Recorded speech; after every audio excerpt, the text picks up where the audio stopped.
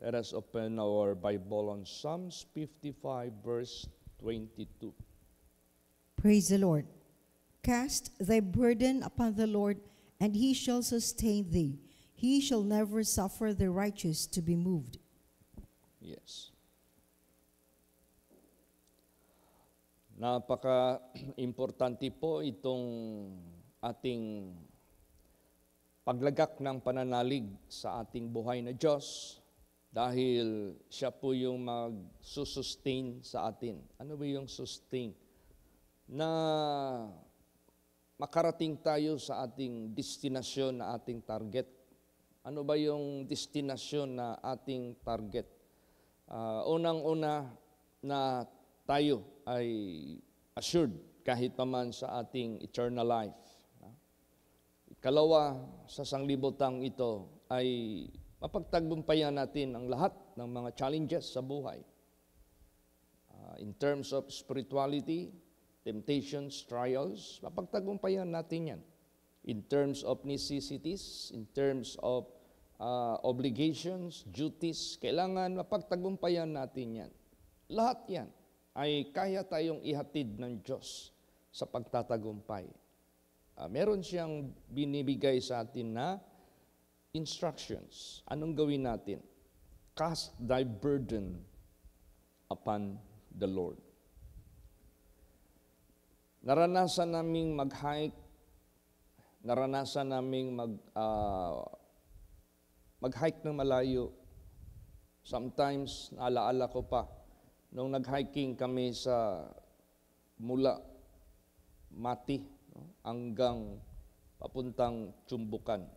Or minsan, Madsaya papuntang Chumbukan. Anong napansin mo? Kahit yung mga crusaders ni Pastor Samuel Gabre, kasama na yung asawa ko dyan, nung siya ay teenager pa, nagsimula na si Pastor nagbibisita sa Davao Oriental, dyan sa kabundukan. Anong mga testimonies nila? Pag meron kang karga, kahit maliit yan at magaan yan sa pasimula, katagalan, bibigat yan. Hanggang katagalan, hindi mo na kayang dalhin. Kaya, ganun, sa buhay natin, ang importante na makarating tayo sa ating target or sa ating objective. Ano yun? Yun na nga. Ang kaligtasan, ang dakilang kaligtasan ng Diyos na ito po ay magpakailan pa man, huwag nang mawala sa buhay natin. At habang nabubuhay tayo sa sanglibotang ito, may mga challenges, may mga hamon sa buhay. Like what? On the spiritual side, itong mga temptations, itong mga trials, kung paano natin i-handle ito, na hindi tayo magkakasala, hindi tayo manglulupaypay, hindi tayo hihinto, at hindi tayo kahit paman uurong. At kung sa material naman, literal, yung ating mga obligations, yung ating mga duties sa ating pamumuhay, may mga burdens tayo dyan. Paano natin ito lahat mapagtagumpayan? Paano natin ito lahat masustain na walang ni isa dito na maghahatid sa atin sa kataluhan? Meaning to say, walang isa dito na magtagumpay sa atin na wala ng lunas. Sila na yung manaig sa atin hanggang ikalugmok natin. Ito na ang paraan ng Diyos. Cast thy burden upon the Lord. Siya yung ating bigyan ng ating kabigatan. Huwag mong pasanin by yourself kasi mapapagod ka. Kasi hindi ka maka-endure sa iyong objective. Hindi mo mapagtagumpayan ang mga hinaharap natin na mga challenges sa buhay. How do we cast our burden unto the Lord? Through prayer. Itong prayer, ibigay mo sa Panginoong Diyos, sa dalangin. Make your request be made known unto God. Call upon Him, and He will answer you. Cast thy burden upon the Lord, and He shall sustain thee. Siya yung makapaghatid sa atin na matawid natin, ang tinatawid natin. Siya yung makasustain sa atin na marating natin yung ating destinasyon.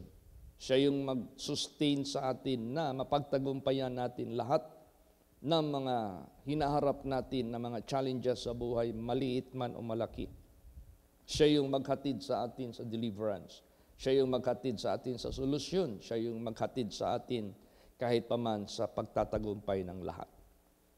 He shall never suffer the righteous to be moved. Gusto lang ng ating Panginoong Diyos, binigyan niya tayo ng kondisyon. Huwag ka lang makilos. Huwag ka lang umalis sa akin, sabi ng Diyos. Huwag ka lang tumalikod sa akin, sabi ng Diyos. Huwag ka lang mag-disobey sa akin, sabi ng Diyos. Huwag tayong mamove dyan. Yan ang gusto ng ating Panginoong Diyos.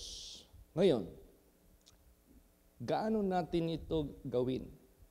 Gaano kadalas natin ito gawin? How often we will do this to cast our burdens upon Him? Basahin natin. Psalm 62, verse 8. Praise the Lord. Trust in Him at all times, ye people. Pour out your heart before Him. God is a refuge for us. Sinabi dito, at all times. Trust in Him at all times. Hindi tayo pwede, hindi pwede na meron pang mga bagay na hindi natin ipananalig sa Diyos, i-commit sa Diyos. Sinabi dito, trust in Him at all times. Ano yung times na yan? Time of necessities or sometimes time of abundance. Lahat ng times. Ups and downs, yung mga pag-angat, yung mga kahirapan, lahat yan. I-commit natin yan sa Panginoon. Kasi minsan, ang tao, hindi napapahamak sa mga raming pagsubok, doon napapahamak sa kasaganahan. So, lahat ng times sa buhay natin, yung mga ups, yung mga downs sa buhay natin, either, lahat yan. Kailangan tayo manalig sa Diyos na huwag tayong makilos magpakailan pa man. Pour out your heart before Him. Ibuhos natin ang ating puso dyan sa Kanya. Ibig sabihin yan, unload all the loads of your heart. Yung burden mo, i-cast mo dyan sa ating Panginoong Diyos. Siya yung ating refuge. Siya yung ating matatakbuhan. Siya yung ating maaasahan. Siya yung ating helper. Siya yung ating provider. Siya yung ating protector in terms of danger. Siya yung ating provision in terms of necessities. Siya yung ating healer in terms of sicknesses. Siya yung ating comfort in terms of sorrow. Lahat andyan sa Kanya. Siya yung ating refuge. So, gusto ng ating Panginoong Diyos, we need to be prayerful. Lagi tayo mag-pray sa Kanya. Lagi natin i-commit dyan sa ating Panginoon Diyos. That is why we have 2 o'clock prayer, we have 9 o'clock prayer, we have devotional prayer, we have evening service prayer. So, every time may service tayo, meron tayong closing prayer. So, doon natin i-pour out yung ating complaint, yung ating mga burdens, doon natin i-cast sa ating Panginoong Diyos. Ganun. Ganun. Ang Diyos hindi nagsasawa. Ang Diyos unlimited. Siya na ang naghamon sa atin. Come unto me, all ye that labor and heavy laden, and I will give you rest. Siya yun. Come, sabi ng ating Panginoong Diyos. Kaya, huwag tayong mag-atubili. Don't be hesitant na lalapit sa Diyos sa mga dalangin. Yan man lang yung buhay talaga natin. Tayo na na-reconciled na sa Diyos. Tayo na nabalik na dyan sa Diyos. Ito na yung buhay natin. We are like branches na kailangan magdikit sa vine. Yan na yung sinabi ni Jesus Christ. Except ye abide in me, ye can do nothing. Alam mo ang Diyos, maasahan natin siya. He will never forsake us. God said, or Jesus said, Him that cometh to me, I will in no wise cast out. Kasi Siya yung tuburan sa panalangin. Siya yung fountain of blessing. So, at all times natin gagawin ito. Amen? Praise the Lord. Lahat ng mga oras, lahat ng mga panahon. I-pray natin ito. I-open up natin ito sa Kanya. Basahin natin yan. Psalms 142 verse 2. Praise the Lord. I poured out my complaint before him. I showed before him my trouble. Yeah. Ihayag mo sa Kanya. I pour out my complaint before Him. Ano yung complaint mo? Ano yung mga burdens mo? Ano yung mga concern mo sa buhay mo na nabibigatan ka? Buhos mo yan sa Kanya.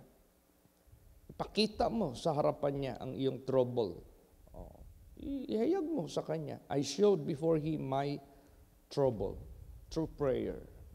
Sa supplication na ginagawa natin dyan sa ating Panginoong Diyos. Di ba, mararanasan mo talaga ang tulong ng Diyos. Mararanasan mo talaga yung kapangyarihan ng Diyos. Of course, tayo, ang dami na nating karanasan sa buhay. Ang dami na nating natanggap na mga katugunan sa ating mga dalangin.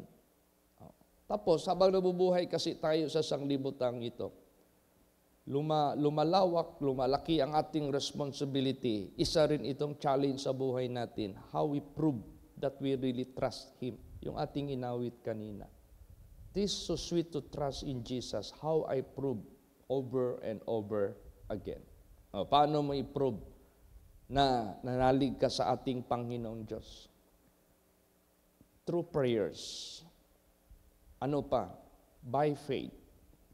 Ano pa? Obedience sa Kanya. This is how we prove that we trust in Him. So, mapalad. He is the same yesterday, today, and forever. I-consider natin yung mga parents natin noon na tinugon ng Diyos ang kanilang mga dalangin. Hindi sila napahiyaan sa kanilang paglagak ng pananalig sa Diyos. They are so victorious and obtain the success sa kanilang paglilingkod sa Diyos. So, ganun din sa buhay natin. Basahin natin yan.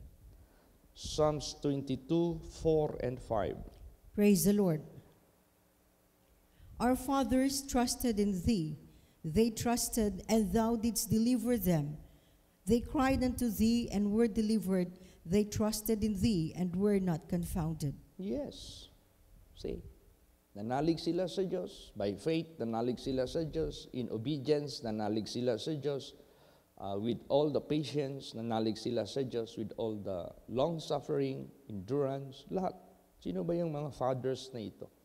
Di ba meron tayong awitin, faith of our fathers. Maraming dinescribe doon. Nalusutan nila ang lions. This was Daniel. Nalusutan nila ang fire.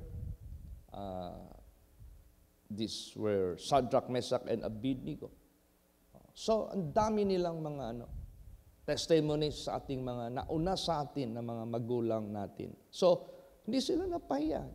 They were not confounded. No? Hindi sila nag-fail. Kaya ganun din sa buhay natin. This is applicable at all times sa buhay po natin. Kaya, be strong, people of God. Always remember na tayong mga anak ng Diyos, malaki po ang ating privilege, malaki po ang ating opportunity na kamtin natin ang tunay na katagumpayan. So, okay na tayo doon na how to cast our burden. Andyan na tayo, tapos isusustain niya tayo. Ngayon, paano tayo na dapat na mangyari sa atin na hindi tayo ma-move? Kasi yun ang pinaka-kondisyon ng Diyos. Yun ang pinaka-requirements ng Diyos na huwag kang ma-move. Paano natin gawin na hindi tayo ma-move? Di magpunta tayo sa counsel of the Lord. Siya yung instructor natin. Basahin natin. How? Psalm 16 verse 8. Praise the Lord. I have set the Lord always before me. Because He is at my right hand, I shall not be moved. Yan. Ilagay mo ang Panginoon lagi sa iyong harapan. So, ibig sabihin yan, laging nasa una ang Diyos. Laging nasa harapan natin ang Diyos. Huwag nating ilagay sa likuran. Huwag nating ilagay sa huli. Hindi kay last recourse na ang Diyos, hindi kay last priority ang Diyos sa buhay natin, hindi. Paunahin mo ang Diyos para hindi ka magkaproblema sa buong journey mo. Paunahin mo ang Diyos para sigurado yung iyong pagtatagumpay sa hinaharap mo na anumang uri na pagkakataon or panahon. I set the Lord always before me. Not sometimes, not seasonal, not by chance, always before me. Because He is at my right hand, I shall not be moved. Bakit hindi ka mamumove kung paunahin mo ang ating Panginoong Hesukristo? Siya yung liwanag. Siya yung greater than he that is of the world. Siya yung supplier. Siya yung provider. Siya yung protector.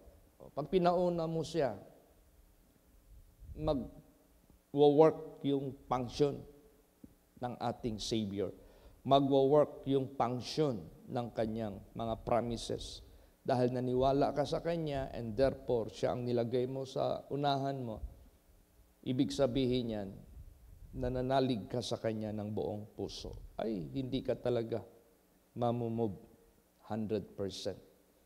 Stay lang tayo sa Diyos. Pastor, bakit sometimes maka-experience tayo ng mga problema, maka-experience tayo ng mga challenge sa buhay? Of course, normal lang yan. Pero hindi tayo yung people without God. Hindi tayo yung people without refuge. Hindi tayo yung people without our refuge or Savior. Hindi. Meron tayong Diyos na buhay. Kaya ang gusto lang ng Diyos, those moments na tinatawag nating mga turbulence in life, stay ka lang sa Diyos. No? Manatili ka lang dyan sa Diyos. Huwag kang umalis dyan. At pag nandyan ang Diyos sasama sa iyo, hindi ka ipapahamak ng ating Panginoong Diyos. Naalala ko tuloy yung experience ko sa bundok.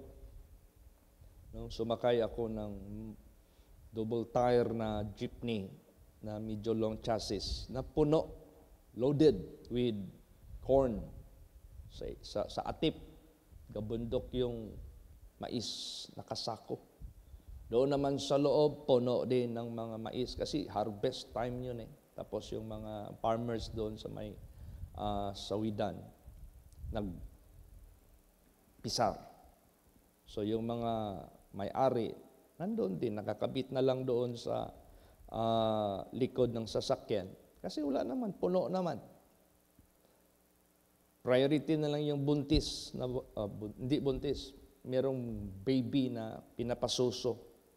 Nandoon sa transit. Tapos ako, nandoon. Asawa yun ni Rick, yung babae na yun. So, yung iba naman, mga non-believers, nandito sa nagkabit. Alam mo, pag naghinto sa isang lugar, dahil meron siyang kinakausap na transaction yung driver, siyempre, apakan mo yung brake, gusto mo maghinto eh. Nako, pag-apak niya ng brake, lumusot yung pedal sa flooring. Bang dumikit na sa flooring, hindi na nagpreno. Yung pala, pumutok yung master ng brake, yung kanyang pinaka-rubber cap. Wala nang brake. So, ang isa doon, importante, God is with us. God is with you. Hindi na kami umalis doon sa sasakyan. Paliko-liko na lang yung sasakyan, iwas ng iwas. Hindi kami mahulog sa bangin, hindi kami mahulog sa ilog. Rebuke naman ako ng rebuke in Jesus' name. Anong nire-rebuke ko doon? Yung kamatayan. Dami ko nang narinig ng mga ganon. Patay talaga ang mga sakay. Pag mawala ng brake, tapos pag ganon, ay nako, grabe yan. So rebuke ako ng rebuke, Jesus' name. Hanggang nakaiwas kami sa lahat ng iwas. Dumaan na kami ng tulay. Pagdating doon sa tulay, paakyat na yung road. Huminto, tapos umatras. Doon kami huminto mismo sa tulay. ay nakahinga kami ng malalim. So, ganun. Tayo. Merong mga turbulence in life, huwag kang malis sa Diyos. Stay in God. Praise the Lord. Ay, nandyan yung tulong ng Diyos. Basahin natin yan. Isaiah 50 verse 10. Praise the Lord. Who is among you that feareth the Lord, that obeyeth the voice of his servant, that walketh in darkness and hath no light? Let him trust in the name of the Lord and stay upon his God. Oh, di ba? Mitakot ka sa Panginoon, okay ka na. Sumusunod ka sa kanyang tinig ng kanyang mga alagad, okay ka na. Pero lumalakad ka sa kadiliman, hindi yung lumalakad sa kasalanan, ha? Lumalakad ka sa difficulties in life at walang solusyon. Anong sinabi diyan? Let him trust in the name of the Lord. Manalig ka sa pangalan ng Panginoon and stay upon his God. O, diyan ka. Stay ka diyan. Tulad yung panahon ni Paul, nagkaroon ng shipwreck. Sabi ni Paul, remain inside the ship. Walang mamatay sa atin. We can reach the shore safely. O di ba walang namatay sa kanila? Ano pa? Nandyan yung panahon ni Noah, stay in the ark. Lahat tayo, hindi tayo mapahamak. O sila lang yung hindi napahamak. So, stay in God. Dahil nandyan sa Kanya yung ating tulong. At saka may mga problema tayo, hindi lang yung problema na malapitan. May mga problema tayong malayuan. Long term ba? So, kung long term yung problema natin, di ba magkaroon ka ng anxiety, magkaroon ka ng tawag niyan, yung parang worries, magkaroon ka ng parang mabigat sa puso. Parang nag-iisip ka na nga, kaya ko kaya ito, masustain ko kaya ito. May mga ganun na mentality ng mga anak ng Diyos. Now, gusto ng ating Panginoong Diyos, kung saan man makarating yung iyong problema. Example, meron kang binabayaran monthly. Let's say you have loan, no? 3 years. Di ba? Ang haba ng panahon. Ilang buwan kaya yan? Kung 3 years, ilang buwan yan? 36 months. Every month, magkano ang babayaran mo? Imagine that 36 months kang magbayad ng gano'n. So, may mga problema tayo na long term. May mga plano tayo na long term. Lord, yung mga anak ko, maliliit pa, hindi pa nakatapos. Tulungan mo ako na makatapos sila hanggang kolehiyo, hanggang makagraduate. Yung mga long term na mga pananaw natin, kahit gaano pa yan kalong, kahit gaano pa yan yung length niya, hindi yan titingnan ng Diyos. Kayang-kaya yan ng Diyos. Kaya sa buhay natin, lahat na, i-commit na natin sa Panginoong Diyos. Short-term, long-term problem. Praise the Lord. Basahin natin. Philippians 4:6 hanggang 7. Praise the Lord. Be careful for nothing, but in everything by prayer and supplication, with thanksgiving, let your requests be made known unto God. And the peace of God, which passeth all understanding, shall keep your hearts and minds through Christ Jesus. Ayan. See? Be careful for nothing. I-commit mo na lahat. Lord, wala akong budget, pambayad sa aking monthly bill. Cash on hand, wala ako niyan. Pero kahit wala ako, i-commit ko yan sa iyo na every due, meron akong ibayad. O di ba? You are careful for nothing, but in everything by prayer and supplication, with thanksgiving, let your request be made known unto God. Huwag kang mahiya. Don't be hesitant to come to God. No, lumapit ka sa Diyos. Idalangin mo yan. Hingiin mo yan sa ating Panginoong Hesukristo. Let your request be made known unto God. And the peace of God. Ano yung peace? Meron kang peace of mind galing sa Diyos.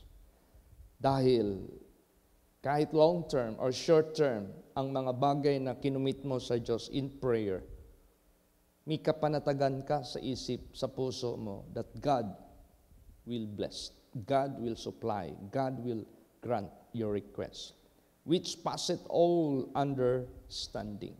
Kaya ng Diyos lampasan lahat ang mga pangunawa sa sanglibutang ito. Hihigitan niya lahat.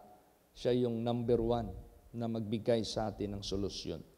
Shall keep your hearts and minds through Christ Jesus. See, iingatan niya yung puso natin at saka yung isip natin na hindi tayo maging hindi matiriring yung ating isip. Hindi ma-heart attack yung ating puso sa kakaproblema. Kundi, ikikip yan ng Diyos. Healthy, ikikip yan ng Diyos. Kondisyon. Dahil, kinumit natin sa ating Panginoon Diyos. Tapos, pinasalamatan pa natin ang Diyos. Kahit hindi pa natin natanggap dahil positibo yung ating pananampalataya dyan sa ating Panginoong Diyos. Minsan, sinisimplify na lang ni Lord Jesus Christ paano i-comfort ang kanyang mga anak. Sinisimplify na lang ni Lord Jesus paano niya bigyan ng assurance ang kanyang mga anak. How? Basahin natin. Matthew 6:25. Praise the Lord. Therefore I say unto you, take no thought for your life, what you shall eat, or what you shall drink, nor yet for your body, what you shall put on. Is not the life more than meat, and the body than raiment? Praise the Lord. Yan. Alam mo, simplified masyado ito to give the assurance and the comfort of His people. Huwag kayong mag-isip sa buhay ninyo kung anong kainin ninyo, anong inumin ninyo, anong isuot ninyo sa inyong katawan. Hindi baga ang buhay higit sa pagkain? If God gave us more important than meat, can He not provide our meat? And what is that? If God gave us life, hindi niya ba mabigay sa atin ang pagkain? Kung nabigay niya sa atin ang mas importante kaysa pagkain, ang pagkain pa kaya hindi niya mabigay? And the body than raiment, kung nabigyan niya tayo ng katawan. Alam mo, minsan, yung mga angels ba nagwi-wish din yan sila na makasuot din sila sa ating panuot na katawan. Sabi ng mga angels, ang ganda naman ng mga tao na yan, na nilalang ng Diyos. Meron silang physical body, sabi ng mga angels. At ang physical body na yan, hindi yan basta-basta lang na katawan na hindi buhay, that is living. We have the brain that is active. We have the heart that is strong. We have all the veins where the blood flows na clear, walang sagabal. Alam mo yung veins natin, kunting baralan dyan, stroke ka na. We have all the cells na nire-renew ng ating Panginoon Diyos. Sometimes yung mga angels, posible na sila naiinggit din sa atin. Tapos tayo naman, reverse, naiinggit din sa kanila. Kailan kaya ako maging incorruptible body? Ganun lang yan eh. So, ibig sabihin yan, if God provided our body, which is so sophisticated, so amazing, grabe yung function ng katawan natin. Alam mo kung isa-isahin ng mga doctors at yung nag-aral ng katawan ng tao, isa-isahin nila yung functions ng organs natin, ma-amaze ka. Itong pancreas, ito yung function niya, itong liver, ito yung function niya, ang kidney, ito yung tigsala, yung liver, ito yung mag-extract ng kinakain mo. Yung lahat, every small part sa katawan natin has its vital function. Kung i-provide ng Diyos yung body natin, which is so important, hindi kaya niya ma-provide yung ating susuot, clothing. So, tumakbo na tayo sa Kanya. Siya na yung kumplito tayo sa Kanya. All sufficiency is of God.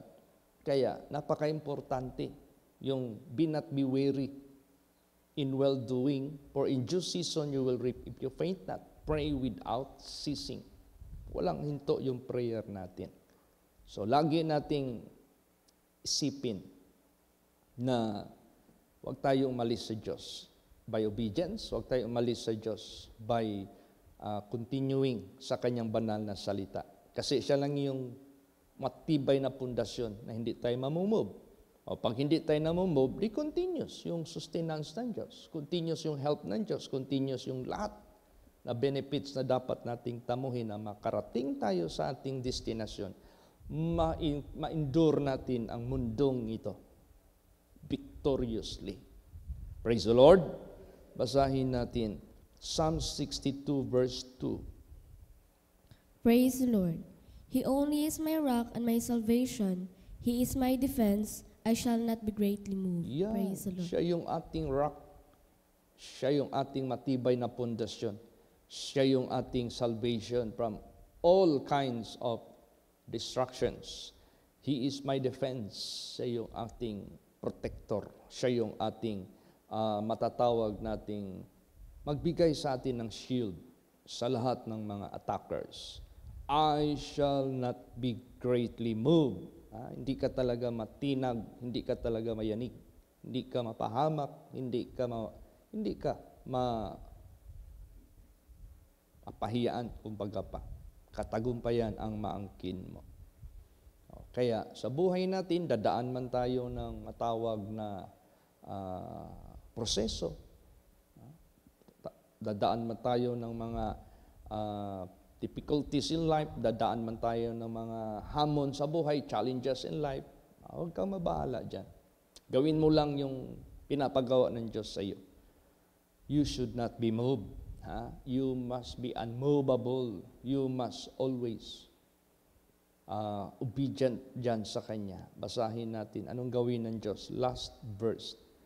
Psalms 81 verse 6. Praise the Lord. I remove his shoulder from the burden. His hands were delivered from the pots. Praise the Lord. Sino ito? This was Joseph. Joseph went to Egypt being sold by his brethren for a servant. At nabili siya ng mga Ismaelites. Ang mga Ismaelites, mga traders ito ng mga servants. Pupunta sila ng Africa, Ethiopia, pupunta sila kung saan-saan. Magbili sila ng mga binibentang tao para gawing alipin. So, grabe no? Siguro yung mga tao na yan, wala na sigurong silbi sa pamilya ba? Sabihin na lang ng pamilya, ay ito si Tagpolano, walang silbi ito. Binta na natin ito, bahala na mawala sa atin yan. Para makapera lang tayo. Isa doon si Joseph, imagine that. Sabi ng mga kapatid, itong kapatid na ito, paborito ito ng ama natin, unfair masyado ang dealing ng ama natin sa atin, itong batang ito na kababata nating kapatid, special treatment, paamak na lang natin ito. Mabuti na lang, may kapatid doon na eldest na nag-prevent na huwag niyong patayin yan. Hanggang suggestion, may nag-suggest.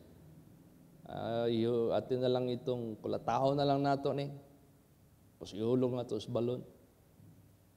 Nung nahulog na sa balon, may marumang nagmamarch na mga servants, dala-dala ng mga Ismaelites. Yung mga kalahi ng mga Maranao, dito sa Mindanao, mga Maranao. Bakit? Yung negosyante yan sila Naisip nila, anong gain meron tayo sa batang ito na binta na lang natin to para meron pa tayong makapera pa tayo. Ay bininta nila ng 30 pieces of silver for a servant. Binili kaagad ng mga Ismaelites. Siguro, sabi ng mga Ismaelites, ito, hamis kay dagway, kini. Kabalo mo istorya, kabalo mo calculate. Magkaroon tayo ng malaking ganansya nito pag ito ang ating i-auction. Binili kaagad si Joseph. Dinala nila. Hanggang pagdating doon sa Egypt, yun na, auction na. So, mahal masyado si Joseph. Bakit matawag nating mahal? Yung mga bidders doon, mga higher bidders, at ang pinaka highest bidder doon, si Captain Potiphar. Kasi mayaman siya eh. Captain of the host siya ng Egypt. So, yun, nabili si Joseph. Joseph started from the lowest kind of work or job in Egypt. Pot, kung tawagin. From the pot, clay. O, yun ang simula niya. Pero dahil kay Joseph, he stayed in his God. Nanatili siya sa Diyos niya. Yung natutunan niya sa ama niya, na tinuro sa kanya paano matakot sa Diyos, paano sumunod sa batas ng Diyos, sa tuntunin ng Diyos. He stayed in his God until such time, Joseph, dumaan ng maraming pagsubok sa buhay, never came out from his God, hindi umalis. Lahat-lahat na ng haba ng buhay ni Joseph ng mga pagsubok sa hanggang nakarating siya doon sa prisuhan. Hindi pa rin siya natinag. Until such time, he became instantly, from being a prisoner, he became instantly, wala nang election, he was appointed by the king. He became instantly prime minister. Doon na, hindi na siya naghirap. Pati yung mga kapatid niya, na-accommodate niya. Yung ama niya nabubuhay pa, nakita niya pa nabuhay. Napabahayan sila. Lahat nandoon sa Goshen. Doon na nagmultiply ang people of Israel. So ganun sa buhay natin. Stay in God. Lahat ng mga challenges sa buhay natin. Sabi dyan, I remove his shoulder. Bakit shoulder ang ni-remove, hindi ang burden from his shoulder? The burden has no more place to the life of Joseph until he died. Praise the Lord. Hindi na nawala. So, ganun sa buhay natin. No? Let us stay in God. We shall never be put to shame. Hindi tayo mapapayan. So, therefore, cast thy burden upon the Lord, and He shall sustain thee. Makakarating tayo sa ating objective or destination. He shall never suffer the righteous to be moved. Do not forget to be unmovable. Amen? Praise the Lord. Magsitayo po ang lahat. Let us all pray.